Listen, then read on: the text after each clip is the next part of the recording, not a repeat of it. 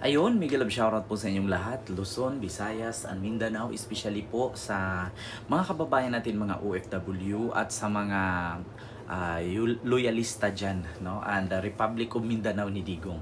So ngayon po mga kababayan, gusto ko lang pong i-share sa inyo na handa na daw ang kampo ni Sara Duterte sa pagharap sa kanyang tatlong impeachment complaint, no? At kanya daw ang abogado ay walang iba kundi ang kanyang tatay, no? Hala, yung pilik mata ko gumanda. Wala daw ibang magiging abogado ng kanyang kaso, ay ang kanyang tatay daw. Oo, yun ang sabi niya, no? Oo, ang mag-aabogado daw sa kakaharaping kaso ni Sara Duterte na tatlong impeachment complaint at iba pa ay si Digong. Yun po ay hindi po tayo nag-iimbento, hindi po tayo nagpapakalat ng fake news. Yan po ay binabalita po sa Tonight, no? Ayun, Tonight article po yan. Digong abogado ni Sara sa impeachment.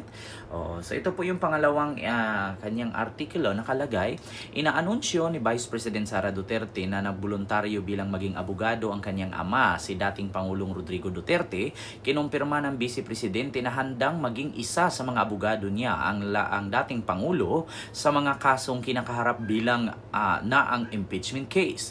Nahaharap kasi sa tatlong impeachment complaints ang Vice Presidente na isinampa ng ilang Katoliko, pare, religious group at mga abogado. So ito po, hindi lang man po article ang ipakita natin dito at hindi lang din po ang patungkol sa mga diaryo, meron din pong video. Ayan po, pakinggan po. Voluntaryong tatayo bilang abogado ni Vice President Sara Duterte sa mga kinakaharap niyang impeachment complaints ang ama niyang si former President Rodrigo Duterte. Ayon sa Vice Presidente, naghahanda na ang dating Pangulo ng mga dokumento para sa IBP upang maging collaborating counsel. Iginiit pa ni VP Duterte na wala silang nilabag na batas at haharapin nila ang mga kaso kahit pa tila nawawala na ang rule of law. Are you sure? Totoo ba talaga? Totoo ba na nawawala na ang rule of law? Alam niyo, sa totoo lang, mga kababayan, especially sa mga loyalista dyan at sa mga supporters ni BBM at sa mga nakasuporta sa aking YouTube channel, ang lakas ng loob magsabi ni Sara Duterte na wala na daw yung rule of law. Sara, nanalamin ka ba? May salamin ba sa inyo? Yun bang pagpatay ng tatay mo sa mga sinasabi ninyong adik na 30,000? Dumaan ba kayo sa rule of law? Dinaan ba ng tatay mo sa rule of law? Bakit? Nakasaad ba sa Philippine Constitution or sa saligang batas na kapag nakita mong bungal, papatayin ka si adik? Nakasaad ba sa saligang batas na patayin mo diretso, hindi na idadaan sa kaso-kaso, sa hearing-hearing or supina or pagdadampot? Diba? At mismo inabi ng tatay mo yan sa Quadcom hearing.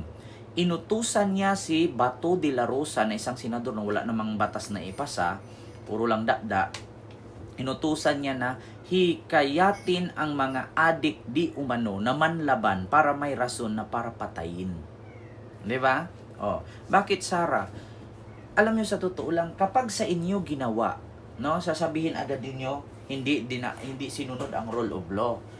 Pero kapag kayo ang gumawa, sasabihin niyo ngayon, wala kayong pakialam kasi kami ang batas. Parang ganun. Nasaan yung kahihiyan ninyo? Di ba?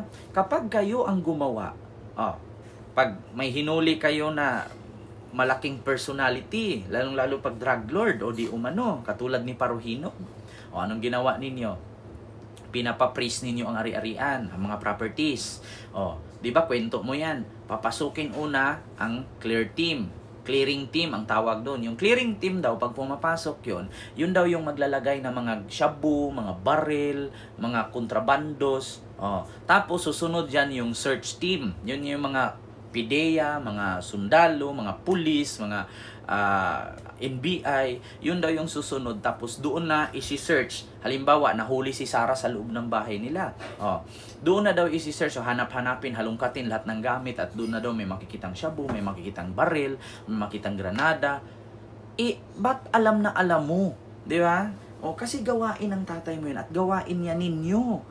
Tapos ngayon sasabihin mo, magiging abogado ang tatay mo sa kaso mong tatlong impeachment. kahit hindi na sinusunod ang rule of law. Bakit? Sa batas ni Duterte, walang rule of law. Tapos pag kayo na ang makasuhan, may rule of law na.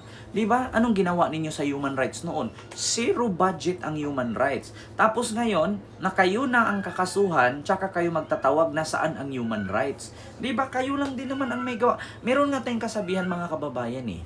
Kung ayaw mong gawin sa'yo, dapat wag mong gawin sa kapwa mo. Dapat hindi mo ginawa sa kapwa mo kung ayaw mo palang gawin sa'yo. Di ba? Ngayon maghahanap kayo, rule of law, rule of law. Bakit? Yung tatay mo sumunod ba sa rule of law? Ilang adik di umano. Adik daw. Sabi ni Bato, kapag nakita mong bungal, kapag nakita mong maraming tattoo at payat, adik yan, patay agad. Oh, bakit? Asaan yung rule of law doon? 30,000 ka-adik di umano na hindi pa nga kayo sure na adik. Katulad nun, ang tatay daw ni Kian de los Santos adik, bungal, tabingi ang baba. Paano hindi mabungal at tabingi ang baba? Matanda na, tas na stroke. Tapos pinatay ninyo. Ending ang napatay, si Kian de los Santos, hindi ang tatay. Oh, ang bata ang napagkamalang tatay, kaya yun ang nabaril. Tapos sasabihin, adik kasi tabingi ang baba. Paano hindi matabingi ang baba na stroke? Diba? Oh, tapos ngayon sasabihin mo, mag-aabogado ang tatay ko kasi nga kahit walang hindi sinusunod ang rule of law. Hindi ba sinusunod ang rule of law? Tama ang pag-file ng impeachment laban sa'yo. Simple lang naman yan eh. Anong sabi ni BBM? Hindi sana hahantong sa ganyan kung sumagot ka lang kung saan mo dinala ang 600 million confidential fund. Simple lang naman eh, dinadaan mo pa sa kwentong chichirya, ipangalan mo pa kay Mary Grace Piatos, kay Kokoy Villamin, kay Ferdinand Uwishi, kay Nagaraya. Pwede mo naman sabihin, oh, ginamit ko, ginastos ko, iyan ang ginastusan ko. Hindi yung ikikwento, idadaan mo pa sa kwentong chichirya. Aminin mo na lang kung saan mo dinala, tapos ang usapan.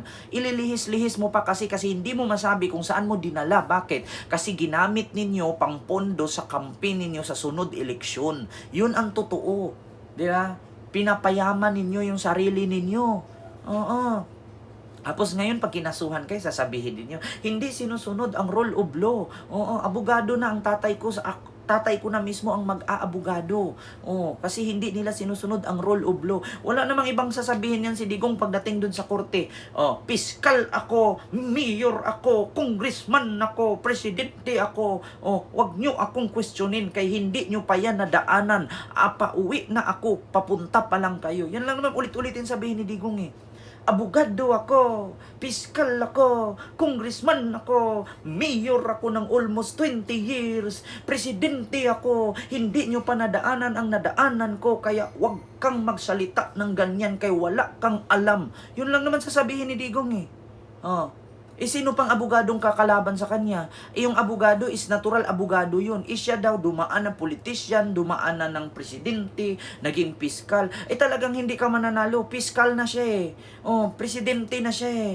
Mayor na siya eh. Ang tanong, nung piskal ba siya, ano bang kasong hinawakan niya na naipanalo niya? Oh. Nung presidente ba siya, ano bang proyekto na nagawa niya? Yung pagpatay sa 31 katao na nakita mo lang tabingi ang baba, sabihin agad, adik. Oh, bakit? Nasa saligang batas ba? Ang pumatay nang hindi dinadaan sa due process? Tapos ngayon, kinasuhan ka lang, Sara, hindi ka pinatay. Tapos sasabihin mo, hindi sinusunod ang rule of law? Hindi ka pinatay, Sara, kinasuhan ka lang. Diba? Huwag nyo kasing gawin sa kapwa ninyo kung ayaw nyong gawin sa inyo. Lagi nyo pagkatandaan, hindi ang buhay, kayo'y nasa ibabaw. Minsan babagsak rin kayo. Diba? Yun ang katotohanan. Tapos sasabihin mo ngayon, hindi sinunod ang rule of law, po kinang ina mo. Yeah? So yun lang. Maraming salamat. God first.